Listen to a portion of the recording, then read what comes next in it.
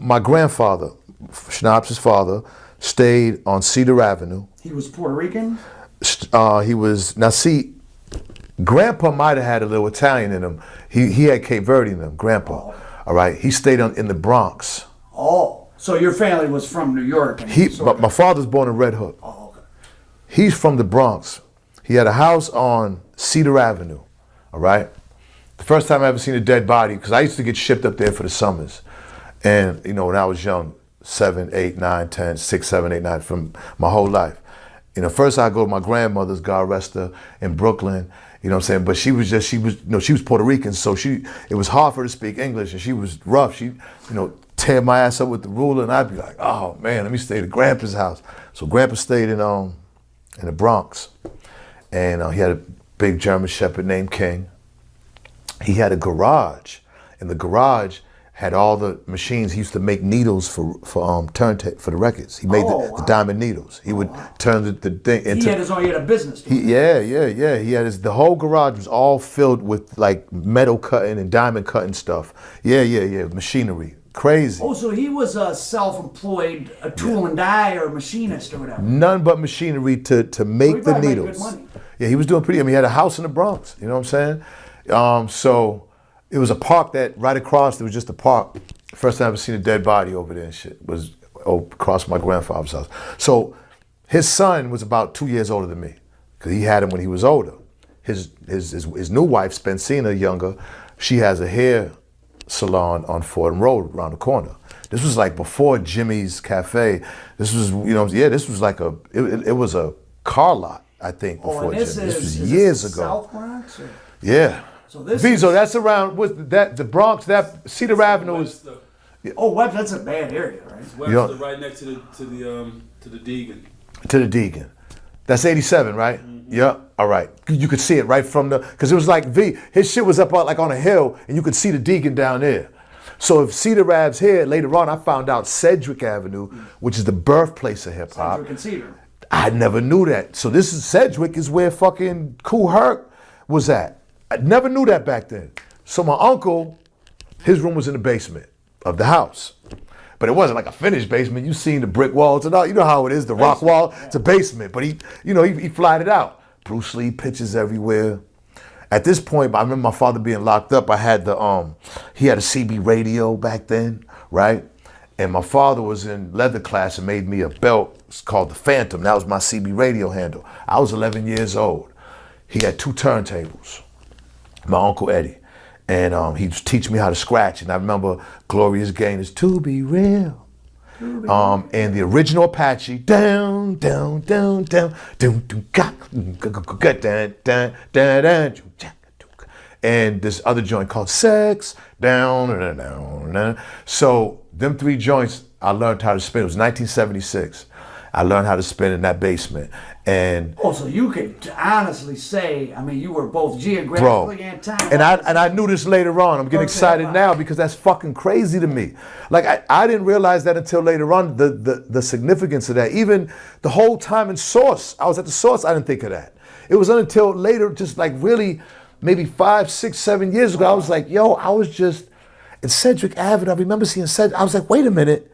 And then I'm like, all that shit was significant to me. And I just see I've done so much and been through so much, I don't think about it. But, you have to meet somebody and, talk to somebody, being around somebody. Give you a perspective. Fuck yeah, because, like, wow, that's amazing, yeah. Bro, because think about it. I'm like, he gave me all his fucking comic books. I had the first Iron Man, Avengers, X-Men, all that shit back then. And Eddie was the shit. Eddie, but he still my Uncle Eddie, 2 years older than me. So he was in a group called 3 the Hard Way. He had the yellow fucking sweatshirts without the hood, but he had the felt letters on the back. I remember all that shit, and it's like, but it all came back to me. And then I think like 79, I watched Wild Style.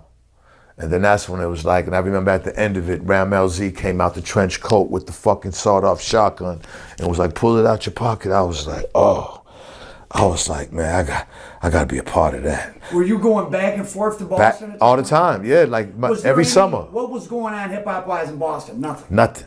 What was the cultural landscape like? Nothing? Boston, though, Boston was at that point, believe it or not, more blacker than it was now. Oh. Like it had the Black Panthers had a chapter. What about music-wise? Music-wise, it was Parliament Funkadelic. You might have heard some Bob. It was no like, homegrown activity. listen, we had a radio station, an AM station that went out when the fucking sun went down. That was the black music station. Oh, wow. 6 o'clock, we would have no more. You know what I'm saying? So despite Boston having a large black population, there wasn't a main black music station. There wasn't a lot of black culture that you could get exposed to. I wouldn't say that. Because the culture was there. There was African libraries. There was people congregating. It was. That's right. Malcolm X is from there. It was. He's not from there, but he did his dirt there. Yeah, he did his dirt. And there. Farrakhan was there doing his shit too, saying yes, yeah. You know, so you gotta understand, like, there was blackness. You see, the thing with Boston is to this day, Boston suppresses that, and they don't want the world to know that. That's what I meant to say. They don't want nobody to know that. To this day, when you look at the Celtics, you wouldn't think black people to this day lived there. You wouldn't think that there was a culture, but there was back then. But they were successful at suppressing it, because right now, there's no black culture. Right now, it's not there no more. It's gone. See, I know what the powers that be did just based off of Boston, because now there is no black culture. Back then, there was black culture. Like, there was a real culture of black people, our own shit, our own, like, it was us. Now it's just everything. It's just you don't feel nothing now. It's just one big social media mix up of gumbo of everything, chaotic fuck shit. Back then it was fly, and and people loved each other, and people fucked with each other, and they talked, and they got money together, and they did things together. Even if there was a beef, it wasn't, even.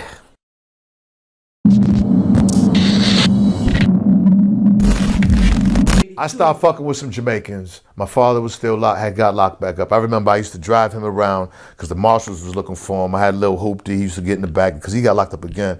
Jump in the back in the car, sit down. I'd be taking him to his places. He ended up getting locked back up. I ended up getting with these Jamaican dudes, John Iron Rice, and they would have abandoned cribs, abandoned apartments. Not abandoned. They would rent out apartments and make them weed houses, and they would cut like a little slit in the corner of the door. And then they would drop off a gang of manila envelopes of weed, nickel bags, and we had some dimes too. All right. Was this Roxbury, Dorchester? This was Roxbury and Dorchester. They had about 4 houses. I started out as an assistant, going up there with the niggas who had the house. But then when I got my own house and shit, gave me a big 44, had about 3 shells in it, long nose, revolver, rubber handle. It was a cassette deck with like Yellow Man, Barrington Levy, Dennis Brown, like all those old reggae stuff. And that was like the first time I really ate a beef patty and cocoa bread and shit with cheese and shit. Like, all that shit was exciting. The first time I probably got paid, I got $125 like in ones and shit at the end of the day. And I just was like, you know what I'm saying? How much would those weed spots make? Man, back then No, did you make, how much money did they gross in a day? Well, that's what I'm saying. Like in the day, that's what I'm saying. Like I would have it, like in my shift, like I'd have it, you know what I'm saying, at least, man, 600, 700, you know what I'm saying, 800, 900 a day. And that's people spending $5 $5 a day. So it's a steady stream. Steady stream all day, all night. Were they associated with the posse maybe, or you don't know? Man, how you know your shit? Hey, yo, man.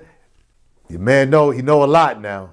Now the Jamaican dudes up there at that time, there was the Dog Posse and the Shower Posse. Oh, Shower was in Boston. All right. So they was warring at that time. And you know, that shit, because So were they shooting each other's weed spots up? I mean, it started getting to that. You know, it started getting to that, stores, barbershops. It was wherever the fuck it was. You know, so that was crazy. You mentioned that, you know what I'm saying? But yeah, because I got a lot of them got deported, but I got cool with a lot of them. You know, again, I was, you know, so my father's locked up, but I come up under these 2 Jamaicans, John Iron Rice, and then I'm meeting everybody, Barry, thing, you know, then they, you know what I'm saying, then boom, Dog Posse, Shower Posse, then this, yeah, it was, you know what I'm saying, so that was crazy, you know what I'm saying, but that's what introduced me. See, you know, I probably start like around that time, everybody do drugs. So, you know. This is what, 82? Yeah, so it's like sniff bag of heroin. I remember I started sniffing heroin. You know what I'm saying? And like, it was just the thing to do. It just wasn't like, okay, it was like, yeah, it was like, okay, we hustling all day, we sniff a bag, and you know what I'm saying? So I remember like, you know, at the whole block, everybody. So I remember I just was like, after a while, you know, that shit, you come home, you throw up on the outside of the fucking, on the outside of the window and shit. And I remember I had a porch on my shit. Boston houses have porches. You know what I'm saying? Big, call them porches, even the second floor porch. Throw up all over there every fucking night. And I just remember, man, it started getting bad to where like, like that a bag wouldn't be enough for me to get high. You know what I'm saying? So before I would start shooting or any of that, I stopped it. I took myself off it. And it was like, I remember it was a little bad withdrawal, but again, back then, that's what I'm saying. Like, see, when I came up young under older niggas. So them niggas were into robbing gas stations, robbing people, house invasions, stealing cars. It wasn't so much drugs. You know what I'm saying? This was, and everybody had their hustle. The stealing car niggas, the house invasion niggas. But in Boston at that time, there was like 1 or 2 or 3 niggas who had names for themselves in each section. It wasn't no gangs. If you knew that, like whoever was that name of that, well, everybody came up under them. But they would all come meet in Four Corners. That's where I ended up living after, you know, ended up growing up and ended up like kind of being my block.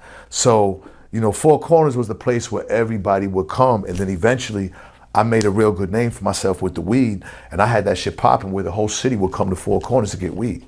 So it just wasn't a local block thing. Now they're coming to everyone's coming to Four Corners and then, you know, we got our little crew up there, and at that time I started the RSO. You know what I'm saying? I'm doing block parties.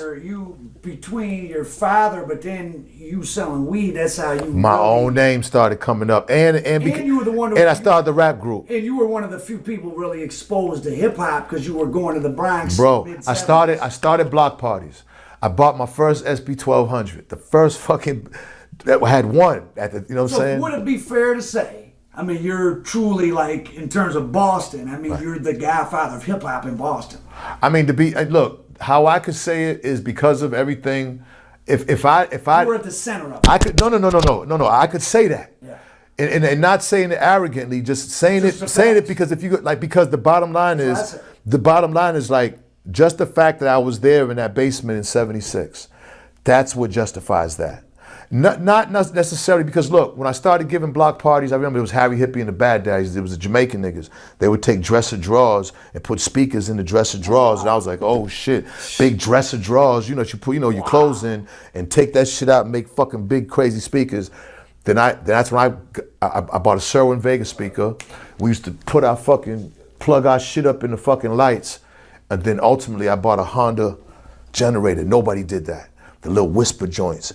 So I was killing them with that. Now I got the big Sherwin Vega with the fucking rug over it. I got the fucking two 1200s, and we out there, and that's when niggas was coming out there rocking turntables, and I developed the RSO.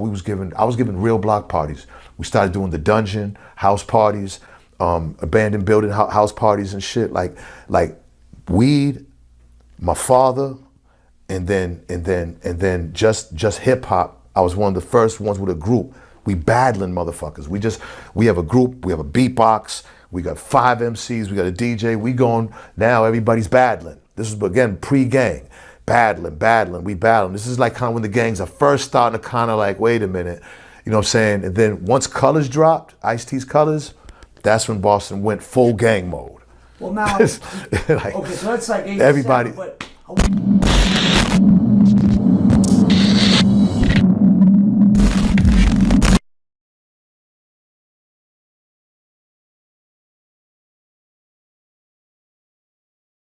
war in Boston for the heroin business. Okay, so that was crazy because, see, in Boston, you know, just like America had this thing called the projects, housing projects. So when they did it, they put one in every city. It was same plan. So there was a big project in Boston that looked like Cabrini Green, and there was one in Detroit that looked the same. They were the same models. And who came with that? Roosevelt? Who did that? Eleanor Roosevelt was oversaw Roosevelt. the first wave. So if those were built in the mid 40s, that would have been Right. I mean, And it's funny because even in California, you ever go to Park La Brea? Those was built in the 40s too. And them shits is like projects too. You ever notice that with the radiators for the heat? Yep. So you can see that they put them everywhere. It was an idea. You know what I'm saying? So Columbia Point was one of Boston's, because Boston's filled with projects. Because again, people think of Boston now as this, which it is, a rich city, but it was for a long time it was ghetto. And not Hood. everyone. The white I'm people saying, were poor. everybody. So well, because you understand when the Irish first came, it's not like they was rich. You know what I'm saying? They had to fight but they established themselves. So now they got all the fireman jobs, the police jobs, any civil job Irish got. And then, the Italians got the garbage, they got the airport. So, you know what I'm saying? So, black people didn't have nowhere to go. We didn't have no jobs. All we had to do was sell drugs. You know what I'm saying? And, people don't realize that. You know what I'm saying? And then it's like, the first time I remember when the whole heroin thing was, again, lines. Lines, like, think of the longest club lines of heroin addicts outside. You know what I'm saying? Like, like that's Columbia Point? That everywhere in Boston at this point. I'm just saying Columbia Point Projects was one of the biggest projects. When the guys from Detroit came, that's who they kind of got with.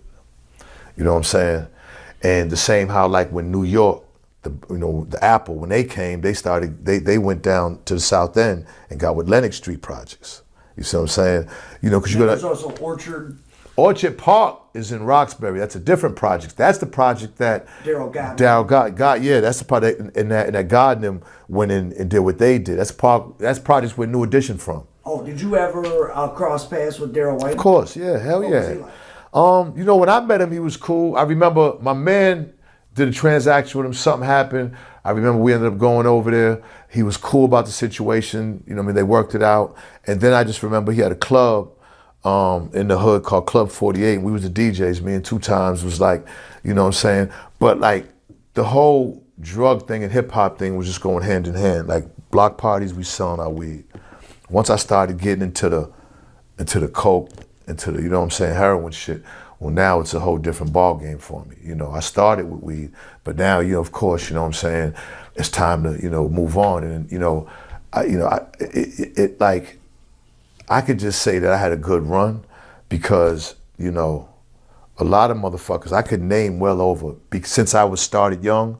And then I ended up getting with the younger ones because most of my guys were dead or in jail or strung out. So once I get with the younger crew, so I know everybody, you know what I'm saying? And even now, I know their sons.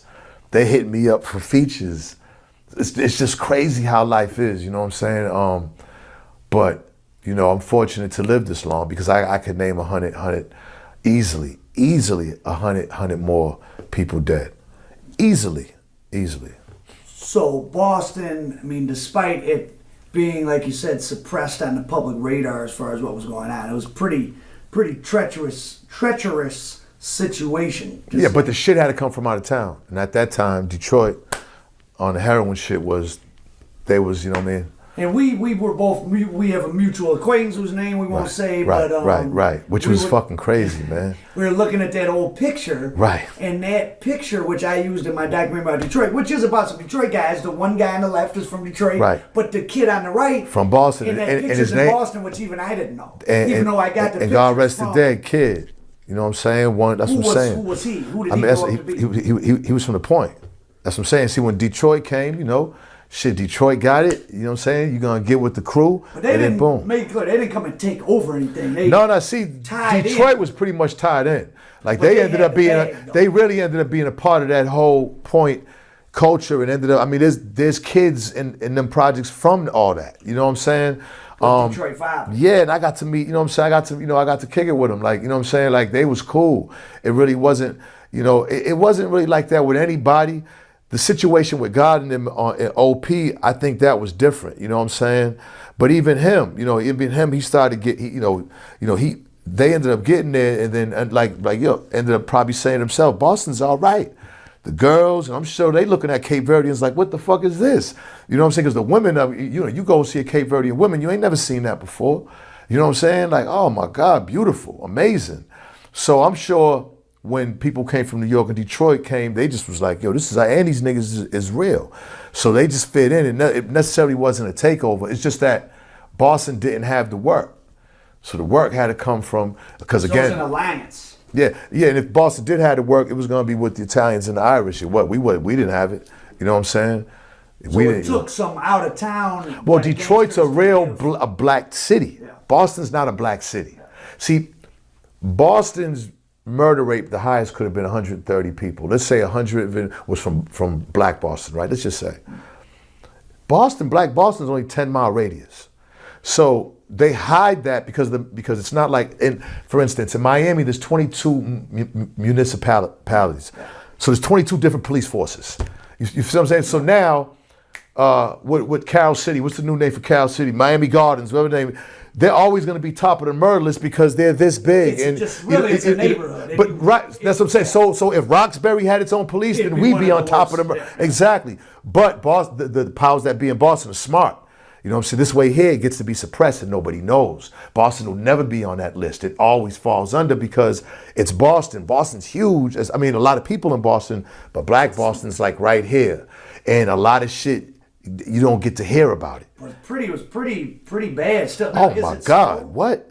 Boston's bad? Yeah, Boston's bad, man. Because you gotta understand, it's just, they ain't gonna do nothing about it because they want motherfuckers to kill each other. They want motherfuckers, like they really don't want niggas in the hood anyway. They trying to push motherfuckers out anyway. Is that you already happening? know that. Is Of course. Roxbury being What? gentrified? What? If Harlem could, if Harlem could be gentrified, Mars could be gentrified, yo. For real. Like, honestly, like, I'm like, what the fuck? Even in Miami. I'm like, yo, shit, motherfuckers walking in Little Haiti and everything now. Like, it's happening right now, bro. You know what I'm saying? Even in California. You know what I'm saying? Compton and Watts, they pushing people way out. You know what I'm saying? Downtown LA now is it's the hottest area. I live right by the Staples Center, and it is the hottest part of LA. It's where all the construction is. People come around there that I know from LA, like, I haven't been downtown in 10 years. This is amazing. Bro. They pushing motherfuckers out the city. They want niggas. They've been wanting niggas out. Push them out to these urban wastelands and let them police force Well, that's them. what's funny. Atlanta is kind of at the forefront of that. So you see how Atlanta flipped in the 2010 census. Atlanta now is less than half black for the first time in 40 years. And all the outskirts of Atlanta are the raggedy parts. Right. East Point and Austell and all this stuff on the perimeter. But deep inside, 5 Points and all that is getting more and more expensive. That's right. And say, look. And that's the way Europe is. So in Paris, the suburbs are the ghetto. Right. In the city. But they flipped it from back then. Yeah. And the reason they did that because they figured, look, all the money's right there. Yeah. All the banking and the water's right there. Yeah. Everything's right let there. everyone live and have the hassle of driving and the driving and all that bullshit. Fuck, everything is right there. See, back then it was like, get out of there. Yeah. Get out the ghetto. Go fight. Then you can come, you know what I'm saying? Well, we can just go grab the ghetto, kick everyone out of there, and it's more convenient. See, what they don't understand is that black people can adapt to anything. So it don't matter. Like, if we survive the ghetto, then the fucking sticks ain't gonna be shit. No. You know what I'm saying? If anything, they're gonna have, the police force is gonna have a harder time because they're not gonna be able to handle it. You know what I'm saying? Then that's where the feds come in. And that's where, because that's really what's happening. Like, a lot of cases are turning fed in these urban wastelands because that little town, fuck no, hell no. And like, you know what's going on. Like, when you look at Boston now, like Brockton, Mass, Taunton, Mass, like, it's all flooded with black people now. You know what I'm saying? So all the crime is coming from. I looked at a Brockton blotter where they're showing. I'm like, oh man, it's all Cape Verdean black people getting locked up. And I'm like, oh shit. You know what I'm saying? Like, that's happening all across the country. Look, we feed the criminal justice system. They've learned to monetize it, and that's what they've been doing. That's a different story. But Boston, I think as a whole, they've done it right to really suppress what's really going on. Like, you would never know. Never hear about it. And they've tore the culture out of it. There's no more culture. Back then, I always said I would give anything to go back then. There was a real, you felt, you know what I'm saying? Like, you was like, you know what I mean? Like, it didn't matter whether you had money, not, whatever. There was a real community. You felt that. And imagine that in Boston, Massachusetts. It's the truth. I'm telling you. I felt it. You know, so, I mean, it's just, you know what I mean? Like, Boston, I could say, white, black, yeah, there's racism, but when it comes to doing crime together and making money, there's no racism as far as crime. You know what I'm saying? Irish is gonna get with a black dude and get money. An Italian's gonna, it don't, you know what I'm saying? But there's nobody, you know what I'm saying, how we went to all those guys, the Moderano, all those guys, like, those are all big guys, especially with all the movies that have been made. You know what I'm saying? So, you know, automatically, that's how, like, I look at Schnaps. Schnaps is like that dude. He been that dude. He's one of the greatest What's your dudes. father up to now? He's chilling. He stays out there, but he has almost, I think, 45 grandkids. Something like that, yeah. I mean, Schnaps did his thing out here. But, Schnaps was on the road with me, and everybody in hip-hop knows Schnaps. Like, you know what I'm saying? Like, Raekwon and Ghostface love him. Like, Method Man, like, dudes, Cavario, like, they love everybody. All, how's your father doing? How's your father doing? How's your father doing? Everybody. You know what I'm saying? So, and even my little brother, Pork, you know what I'm saying? Porky in the Feds now. Like... Is he coming home soon? Or? Yeah, he'll be home, but it's like, you know what I'm saying? The federal system, knock on wood, thank God I ain't never, Not that you do anything there. I ended up beating my federal tax case. Oh, when was that? Man, 07. It was criminal? Of course, it was tax evasion. Oh, they said you didn't just make a mistake. They said Yeah. Well, I mean, the accountant, what was it for? Source? They wired up our accountant. He was wired up. This motherfucker, we paid $150,000 a month. He wore a wire. To try to get you to say that you were purposely avoiding tax? Come on, man. Come on, give me some, baby. That's bullshit. But you beat it. I beat it, but at the end of the day, I wasn't, because I didn't know nothing about taxes. You hired him to, like Donald Trump said, I hired a lawyer. What the fuck is you there for? Yeah. And that's what I used to tell him. I'm like, what the fuck are you there for? You know what I'm saying? Like, come on, man. And they was really trying to trap me, because they had a bigger criminal case that was open for over 2 years, and it fell apart. They wasted a lot of money. I think they interviewed 160 people. Yeah, what man. Was I was looking at supposed to be. I was looking at racketeering, money laundering. They was talking bodies. They was talking. Did they at some point try to just blame anything they could in Boston on you? I mean, they thought that all this money we was making, and then all the noise and all the bad press I was getting in Boston, because Boston was the press. I mean, they blamed Paul Pierce getting stabbed on you. And they showed Paul Pierce my pictures, basically telling him, and he was like, "Nah, it wasn't him." Paul Pierce said, "No, it wasn't." Well, they tried to say you personally did it at first. But that's what I'm saying, because anything that happens, it was because, at this point, we put out a song called One in Chamber, and I think that was the beginning of that whole Boston police force sued us, because Ice-T had put out a song called Cop Killer. Oh, Boston police sued you? Sued us. You and your group, or the Source? The group. RSO. Okay. Under what? This was before the Source. I've sued you for, how can a police group sue a music? Because they were saying that our lyrics, were unlawful, and they got Oliver North involved. I mean, they sued you for money? It was a lawsuit. We got a lawyer. What? And then it made the news, and then nothing came of that. We just lost our record deal because of that shit. Oh. Yeah, Tommy Boy dropped. Yeah, Tom Silverman said. Did you have the Source at that point, or is that kind of what led? No.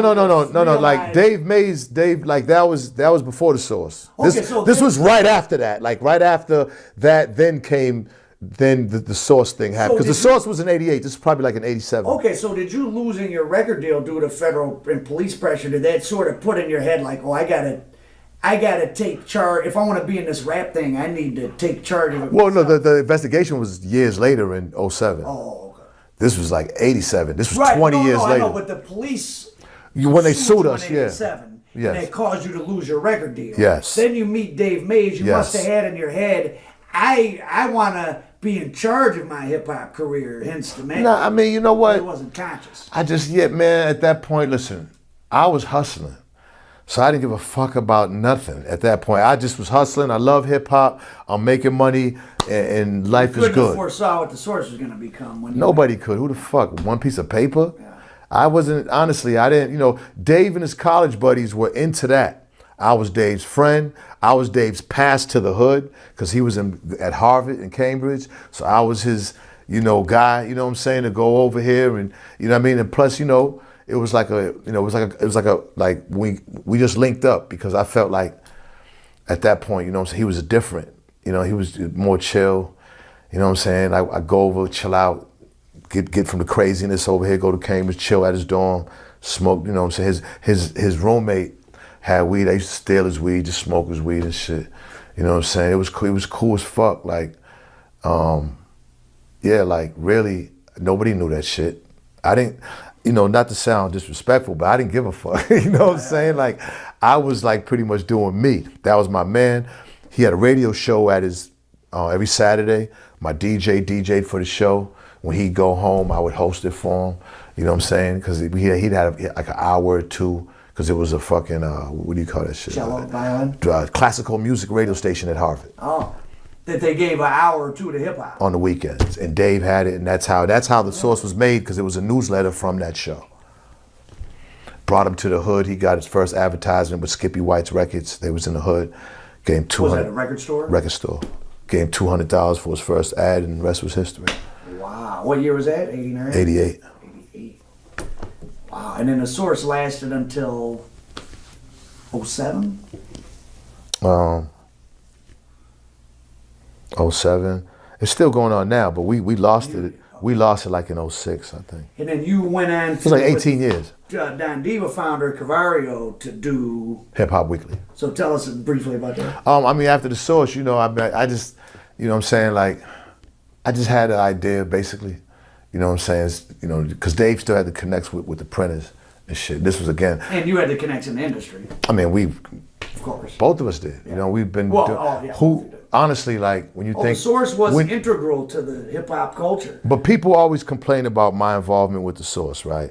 What they always say is, well, why do I have to promote my group, and why? Look, Oprah puts herself on the cover of her magazine every month. Russell Simmons was in every... Russell Simmons was in every ad of Fat Farm ever. Like, I'm saying, if you're a brand, why wouldn't you promote your shit? At that time, you know, when I ended up Dave's partner, you know what I'm saying, why wouldn't I promote an attitude in my shit? Like, out of 160 pages, I have a couple of ads. Well, who's that hurting? But people were just so fucking, you know, one thing I noticed, like college kids, and see, the biggest thing about hip hop is this, Al. Hip hop is from the streets, first and foremost, and that's what people have to understand. The streets is where the drug dealers, the gangsters, you know what I'm saying? Poor people trying to make it. But even if you're poor and you're in the streets, you still have an element of a survival that the kids who go to college don't have. Nope. All right? Now that doesn't make anybody worse or better than anybody. I'm just stating the human mindset. So it's from the streets. And this is how I feel about the internet. The college kids, they want to really, like, they want to be a part of hip hop, but they're not from the streets, so they take on a different attitude. They have to take on a more intelligent, but they're still, their mind wants to be in the streets, in hip hop. They still want to say, look, I'm down too. I'm down. I don't have to be in the street, but I'm still down too. So now when the streets ain't accepting them, college kids separated. I remember going, you know, at an early age, going to college parties and shit, and there was always the college guys mad at us, and we fight, like it was always a separation, right? And then hip hop was just to where it was at now. College kids are just listening to their own shit, and it's, you know, the Jungle Brothers and Queen, like, you know what I'm saying, all that, you know, Conscious, and then, you know, Eazy-E and all the gangster shit's over here. So it was split, but not just because of that. It was the mindset of who we are split. It was like, they're the journalists. So if they're the journalists and they already got kind of like an attitude, like if you're if you're KRS-One, they'll love you. But if you're a real street nigga who's doing the shit that KRS is saying, they mad at you. Their esteem kicks in, their identity, it's an identity crisis, because no matter what, a street nigga the girl always looked at the street nigga first. And they always knew that. The street nigga was always more hip hop, and they always knew that. That's what always was the problem. And that was the problem with the Source and anything else moving forward. It was divided until now. It's like you had it. to be a journalist and everything. Well, now it's different because, like, that's like, okay, Carlito went to jail, got out, I gave him a job to Source. Cavario was a gangster, and now this nigga's writing shit. These are the motherfuckers, to me, that make the best journalists because they have that street and they can write. And I'm not saying that a college dude can't get it, because there are some amazing writers who went to college. I swear I'm not disrespecting, because without college kids and journalism, it would, but I just think that there's always been a divide between, and that's always been more of a problem than people know to this day. And I just felt like, because of my relationship with Dave, and I was a street nigga, it was always like his college guys, the Ivy League dudes, is like, yo, fuck them. And then all, there was a whole, demographic of those type of guys. And throughout the years, I'm getting a bad rap because I'm Dave's man. Now I'm his partner, but I rap and I can't, my shit don't count. Put an RSO page in the right. So now automatically you don't even like me. To this day, you don't even hear my music, but you already got a stain on your head because, he thinks and he thinks, and Oh, he's strong-arming Dave. Oh man, so I never really got a chance to really even blow, although I know I fucked niggas' heads up with Rock the Party. I know they wasn't expecting that, but, I just always felt like my music never got its just due because of the Source magazine and my involvement with that. You were there, right? 1976, Cedar and Sedgwick. Cutting way before before Dave and before anybody at the Source even thought about anything. 100%. That's real. Come on, give me some for that. That's real shit. I appreciate that. Yeah. I appreciate that. I appreciate that because that's hard. Like I get, every day social media is killing somebody saying something about I ruined the Source, how I this, but then they bring the Eminem thing, and then it's like I'm more of a hip hop, bro. I'm more of a hip hop head than any of them motherfuckers could ever understand, bro. I used to be out there again, block parties with reverbs, like Boston. That you were talking about Boston's culture being suppressed, so if you don't think of Boston as black, you can't think of it as hip hop. Right. So thus, if you're the Boston guy, like who is just this guy? I didn't even know there's black people in Boston. And I knew that, and I knew that, and I went and took it. I knew that, because wasn't nobody else gonna. Yeah. Guru was from Boston, but he went to New York. And God rest the dead, but Guru gave the impression like he was from Brooklyn. Absolutely. So he wasn't saying anything about Boston. Nope. See, I knew that, and that's whatever. See, that's what people don't understand. I had to go take that. You know what I'm saying? I had to go do extra shit just to get motherfuckers to look at us to be like, yo, we dope too, and we was dope. Like we used to get it in. Like we was real hip hop niggas. Like we didn't suck. And Boston's only a 2.5, 3 hour drive from New York anyway. It's as close as Philly. It's like what the fuck? Like 2-3 hours. You know what I'm saying? Straight 95. Go through Providence, go through Hartford, New Haven, Bridgeport, Stamford. You in New York. Bing. You know what I'm saying? Like what the fuck? So it was always a misunderstanding with me, man. You know what I'm saying? Like I don't give a fuck what you say about me, but my hip hop shit, you can't take that from me. There's nothing. I mean, samples. I produced the joint on Nas' Stillmatic album. Yeah, the intro, Hangman 3. That's me, Jeff, and JB. Like I learned how to. Listen, 1987, I learned from this white guy named Paul McCasty, Paul C. Paul C was responsible for motherfucking Ultramagnetic beats, KRS beats, Rakim beats, Bismarcky beats. This motherfucker would take an SB 1200 and make it sound like it was a real drummer. Nobody was doing that. I met him in Studio 1212 in Jamaica, Queens. He got killed on my birthday. That was a whole different story, but like he again, I had an SB 1200 tapping beats. Like I made beats, I produced records. You know what I'm saying? The RSO, the Made Men, the Wise Guys, the Untouchables, like all those was all my Boston groups. And it's like, you know what I'm saying? We made dope ass shit. It's just that Source shit and the journalists and all these other motherfuckers that work at labels, all the college, all the people who just are mad. Like they're just mad. Like, these motherfuckers would get hats and put gold teeth and they would want to live it, but it's like they would hate that a real nigga would come up there from the streets because now they can't front in front of the chick over there no more.